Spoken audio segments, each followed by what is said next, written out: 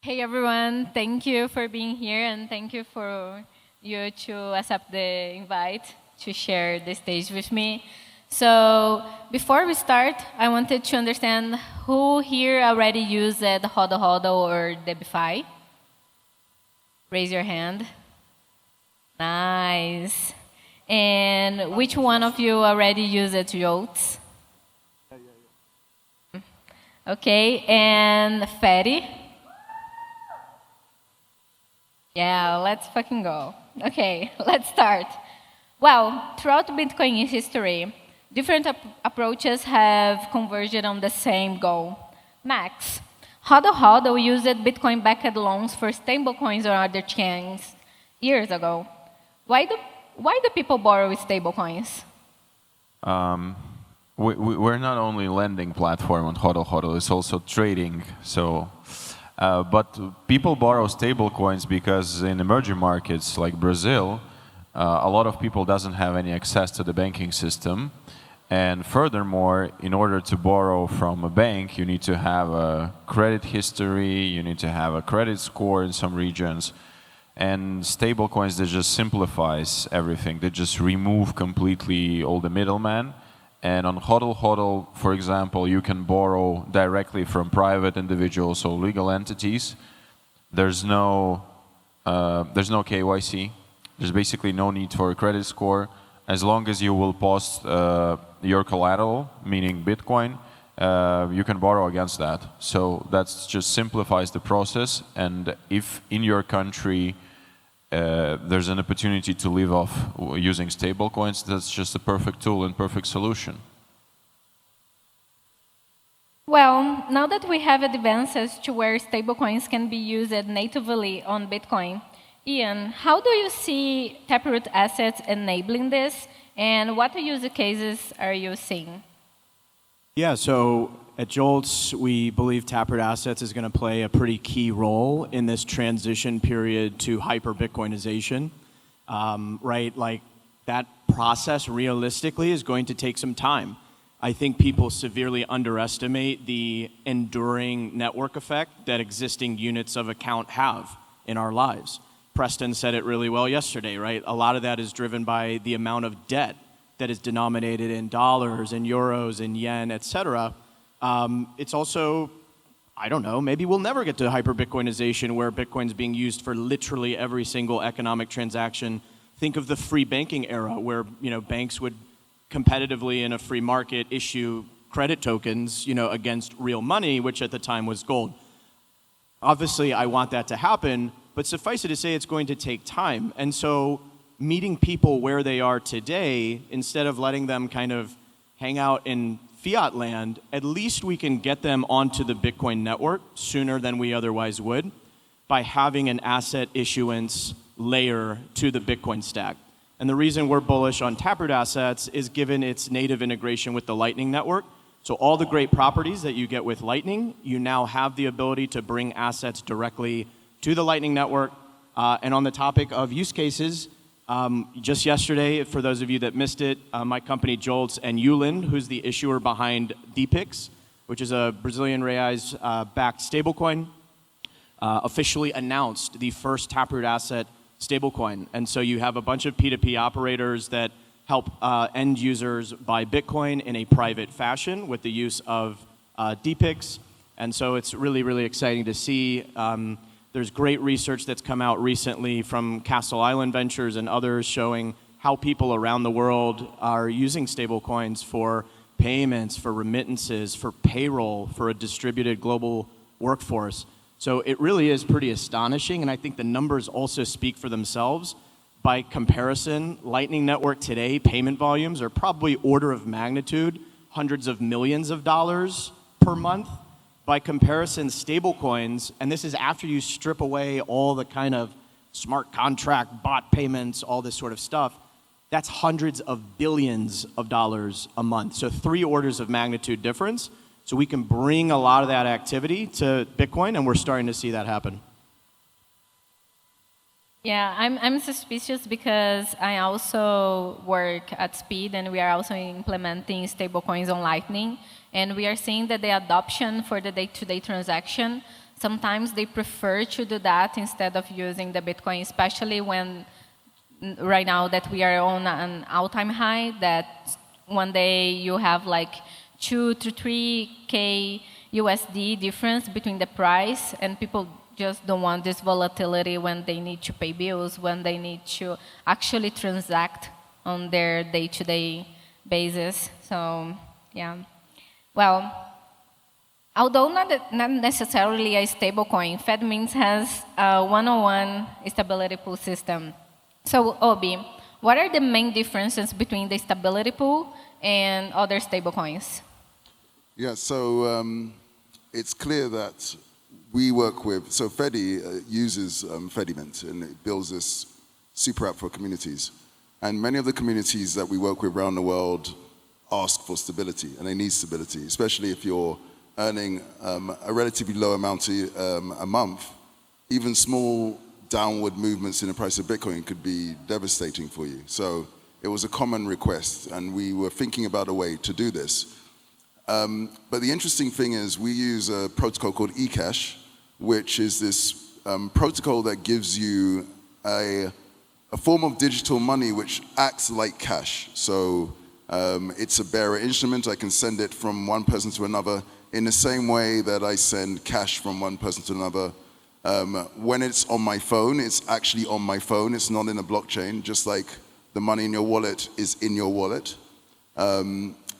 But it also provides incredible levels of privacy, and along with that, it's not possible to easily know on an ongoing basis how much Bitcoin is backing the eCash in a given system.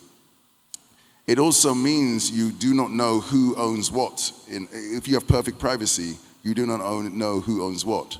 Now, all fiat-backed stablecoins are run by some centralized entity. The actual layer one for a stablecoin is actually not the blockchain. It's actually the bank of the centralized entity. The blockchain they use, whether it's Bitcoin or whether it's Ethereum or others, is the layer 2. And then if there's a layer on top, that becomes a layer 3. And if that bank or that entity is requested to censor a given transaction, that because for whatever reason, the person whose wallet that relates to is affected. When you're dealing with eCash, the wallet is effectively shared amongst all the users of a mint. So it's not possible for you to say, this person I would like to censor for any reason. So cut a long story short, stablecoins and eCash mints do not mix. Perfect privacy and sensitive resistance and censorship do not mix as concepts. And so you cannot really viably use one. But we still needed a way to solve the problem of stability. And the way you do that is to have a stablecoin that's backed by an uncensorable asset, i.e. Bitcoin. And so what stable channels allow you to do is they allow you to use Bitcoin as the backing for a stable asset, i.e. USD or any local currency. And that will now work in this context because the thing that's backing it cannot be censored. Great. And how do you guys are seeing the difference of approach in the adoption? Particularly in what sense? Like, for an example, I know that FedMint, they have like building the federations around the globe. So this is bringing people to Bitcoin. In the same case as Debify, like having these cards that it can be backed by Bitcoin, it can also help to bring in the adoption of Bitcoin. So how are you like framing not only the growth of each one of the products, and how does that affect the adoption of Bitcoin? I mean, our main, I would say, motto is like don't sell and borrow instead, because our hypothesis is that at some point Bitcoin price will be like high, and obviously as more you are into space, as more you watch that the price goes up, there's the less incentive for you to sell. And obviously that's one of the main selling points, because like there's like hodl culture in our space, and you just don't want to sell it. I mean, if you hold Bitcoin for one cycle for 4 years, most probably you're just gonna hold it more. You're just gonna buy more, but you don't want to sell it. How do you live off your Bitcoin? You borrow against that. That's one of the options. I guess that's the only option actually. And for the product that you mentioned, the cards, the use case is very simple. I mean, again, these are small retail loans. Some people receive salaries in Bitcoin. Some people just have Bitcoin. They don't want to spend it, but they need to cover their daily, day-to-day operations. I don't know, pay utility bills, pay for groceries, flight tickets, hotels, whatever. And for that, we're introducing like a small retail loans. Through your mobile phone, you will be able to, like in 10 minutes, you will be able to get Bitcoin-backed credit card that will sit in a multi-sig, and you will be able to spend it from your phone. That's our selling proposition. In regards to stable coins, the good thing will be that you will be able also to borrow stable coins, and instead of these stable coins touching your address, they will be sent to your credit card balance, and then you can seamlessly exchange through the card provider these stable coins to the fiat. You can go and pay with the stable coin balances everywhere. So probably that's kind of answer to your question. It was, how are we thinking about driving adoption? That was the question. Okay. So to take a very real example that I alluded to earlier with DPIX, today these P2P operators are basically trying to help people buy Bitcoin privately, right? And so to facilitate that, they're using DPIX. And but what happens today is they basically have to so DPIX is issued on the Liquid sidechain to Bitcoin. And so first they would swap from Liquid or from DPIX into LBTC, and then they would go to a different kind of swapping tool or provider and swap from LBTC to Lightning Sat. So there's 2 steps in the process, and basically double the fees that you would need to pay versus what you can do with Taproot assets. And what we demonstrated just earlier today is the ability to just do that in one fell swoop. So going directly from DPIX as a Taproot asset to Lightning Sats or vice versa. And I think as we see Lightning really emerge as this common language of Bitcoin, Breeze, for those of you familiar with Breeze, talks a lot about this. With the emergence of things like eCash, with the emergence of things like Arc, even Spark, freshly announced from Lightspark, all of these different subnetworks of Bitcoin ultimately use Lightning for settlement. So I think that's really interesting, and I think Taproot Assets has a nice, place to play. One point, just commenting on Obi's note, which is right? Like there are trade-offs to all these approaches, I think.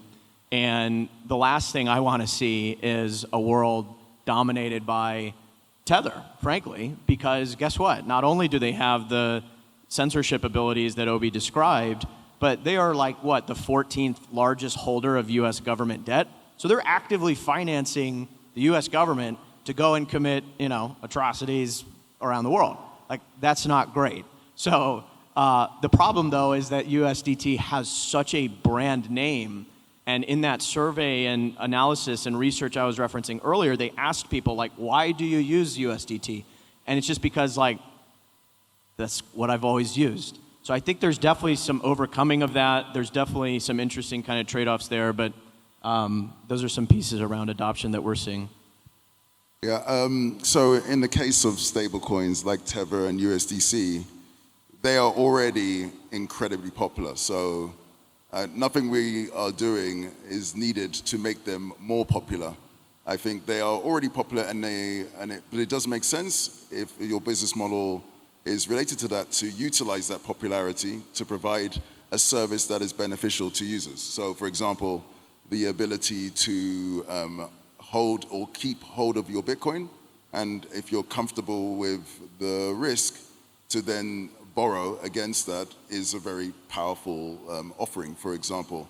It would be very interesting, and we look at ways of being able to implement that in in an e-cash context as well, because it's a useful offering to give people, and at least until some point in the future when we're on a Bitcoin standard and Bitcoin is the reserve currency of the world at some point in the future. So that is useful, but for us and for Bitcoin-backed stablecoins, they are much newer as concepts. I mean, eCash backing Bitcoin has only been actively growing for 2 or 3 years. Stable balances, which we've been working on that for nearly 2 years, quietly behind the scenes. We've been working with communities for about a year with that. So that's it's still very young. And so basically there's a lot of growth. You can see if you look outside of the Bitcoin space at cryptocurrencies in general, one of the fastest growing stable coins is a crypto-backed stablecoin, and they recently added support for Bitcoin backing for their stablecoin, and that's now most of their backing is by Bitcoin at this point in time. So there is clearly a market demand for stablecoins that provide the utility of a stablecoin, but backed by hard money, and so that's encouraging for us. And there are other people who are looking to bring this technology to Bitcoin in different ways. I know that there are other protocols that are coming out over the next year or so within the Bitcoin space that are also looking to provide Bitcoin-backed stablecoins. And when they are there, I believe that there's no reason, they're not incompatible. That's the beautiful thing about the system. You could then codify those assets as taproot assets. You could then provide with Debify the ability for Bitcoin-backed loans to acquire those assets as well. So that it's not an either or, and value can be sent between all of these different systems with the Lightning Network. Yeah, it also gave me a really great hook for the next questions, because the traditional financial system today is fundamentally built on credit. So the banks essentially, they create money through lending. And Bitcoin, at the first glance, it exists to replace the system and eliminate credit in some sense. So my first question is for you, Max. You are building a credit card on Bitcoin. So could you explain why it still makes sense to build credit using the Bitcoin standard? I mean, Bitcoin allows you to build different type of credit products that doesn't exist in the fiat world. And referring to your comment about the fiat money printing, etc., I mean, most of the use cases that we see is actually people borrowing against their Bitcoin. They getting fiat or stable coins, which is backed by fiat, and just buying more Bitcoin. So effectively making a speculative attack on the US dollar or euro or whatever. So they just use Bitcoin to buy more Bitcoin. Basically, that's the most popular use case at the moment. Yeah, I think, but I mean, building the tools on top of Bitcoin in that particular question, credit tools, is crucial and important, because Bitcoin is actually the best collateral that you can have. And through the humankind history, there hasn't been anything like Bitcoin. And there's several reasons for that, but one of the main reasons that is highly liquid. It works 24/7.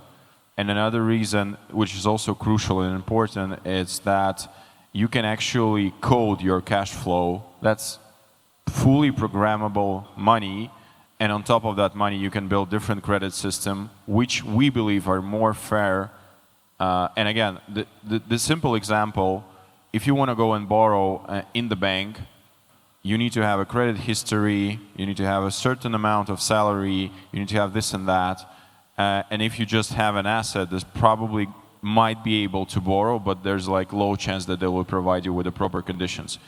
In the Bitcoin credit markets, you just need to have Bitcoin. That's it. You can borrow against your asset, which is fair enough. I mean, as long as there's collateral out there, people are just going to give you money.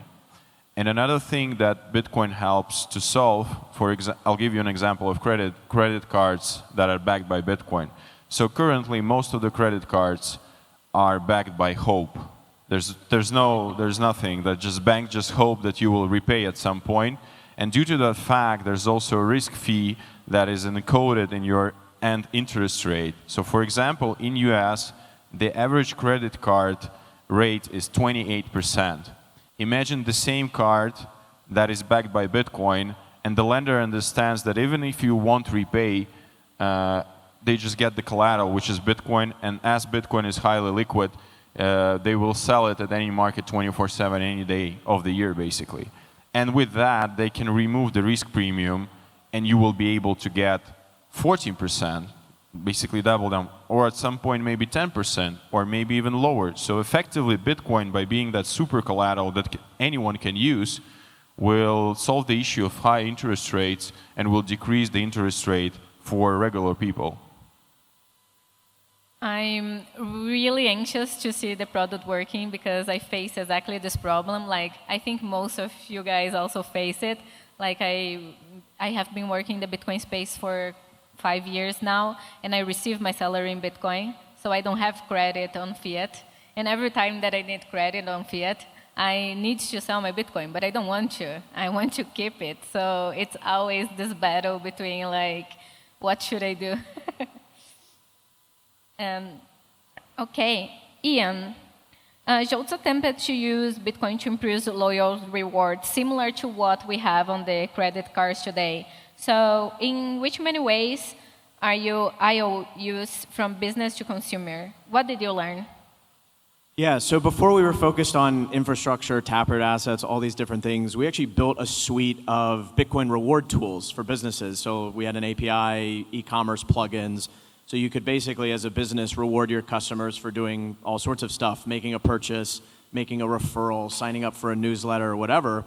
And it turns out that this is, I think, a really interesting anecdote for perhaps the tension between the relationship between Bitcoin and this idea of credit, because rewards in many ways are just an IOU from a business to that consumer who's done something to earn that reward, right?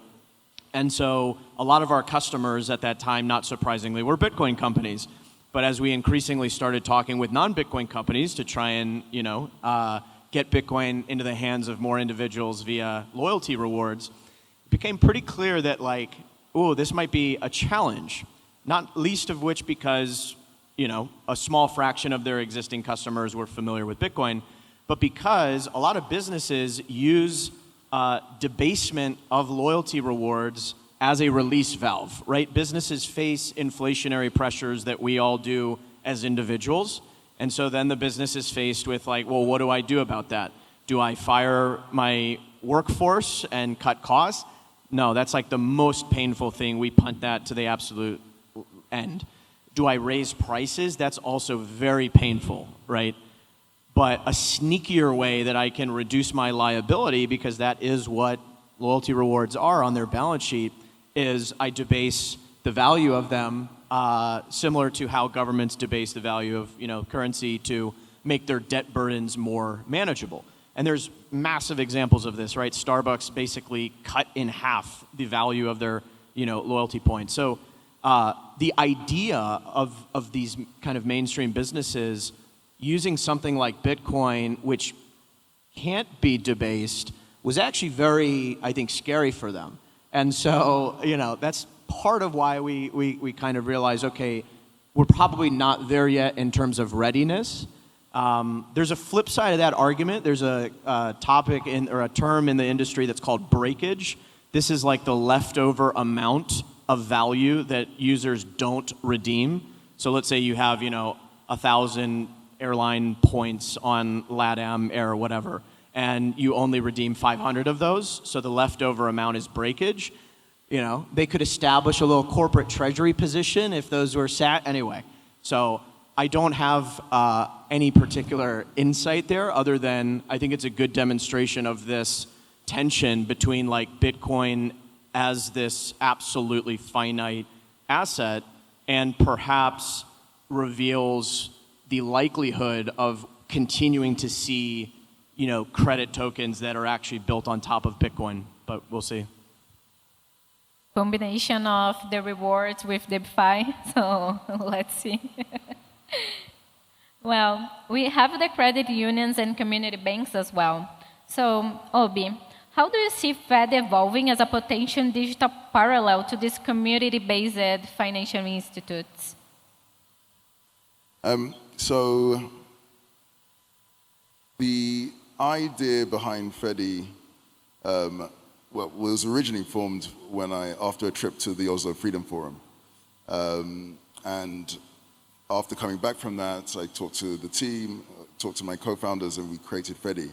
But a couple of years before that, I was in the last stages of selling a Bitcoin exchange I ran in the UK. I ran it for about 8 years. And one of the reasons that I sold it was I could see that there were going to be trends in terms of increasing regulation. A couple of years earlier, the Financial Action Task Force, which is this global police, world police, if it were, had just put in place this thing called the travel rule, which was just starting to see the effects of now. And it would make it increasingly harder for people to self-custody.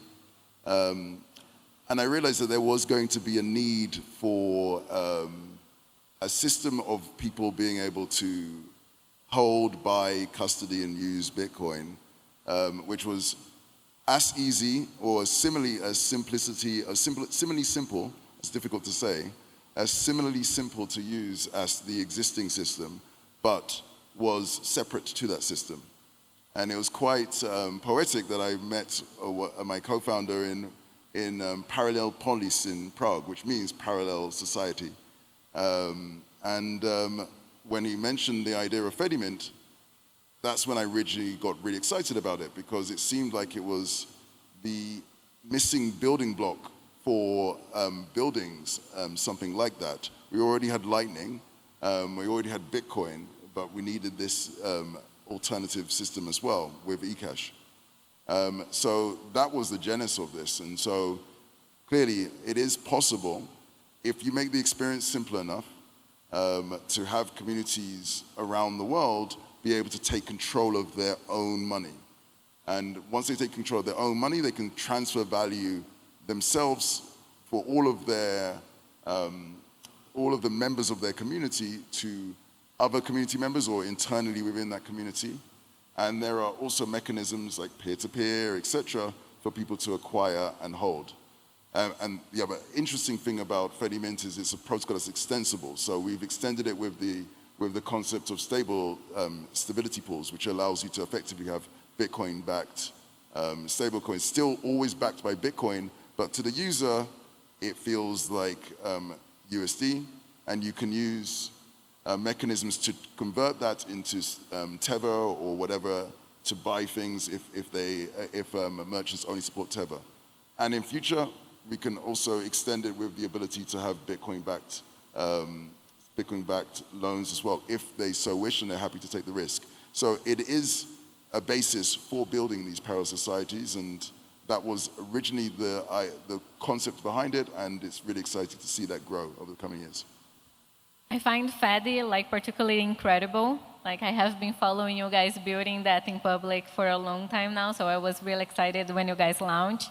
And I think it also addressed the problem of credit in some emergent markets, because people don't have access to traditional banking system. If they don't have access to traditional banking systems, they don't have access to scores. They don't have access to have a line of credit. So what you guys are building is just incredible. So we are almost getting to the end, and I have one last question for you guys. So how are you balancing the trade-offs between scalability and trustlessness? Well, that's a trade-off, but I mean, we do everything on top of multisig, and we believe that multisig can be scaled, and that we've proved that with previous projects.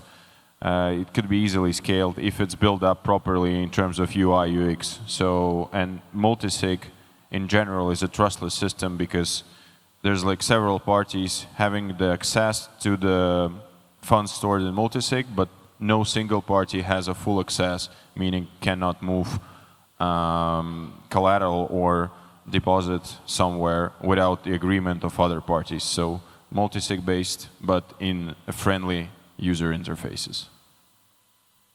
Yeah, I think that's in many ways the root of our choice to sort of build around Taproot assets, right? You have, like, Lightning is one of the very rare examples of an L2 where if you're at least using it in a self-custodial way, you know, you have, again, I think trustlessness is a stretch for probably anything, but you have the kind of most trust minimized setup that you possibly can. Now, obviously, the risk to that is that there's a lot of custodial usage of Lightning because it's so easy, and there's UX challenges with using the Lightning Network in a self-custodial fashion, whether that's running your own, you know, lightweight node on your device or using some sort of, you know, swapping mechanism, et cetera.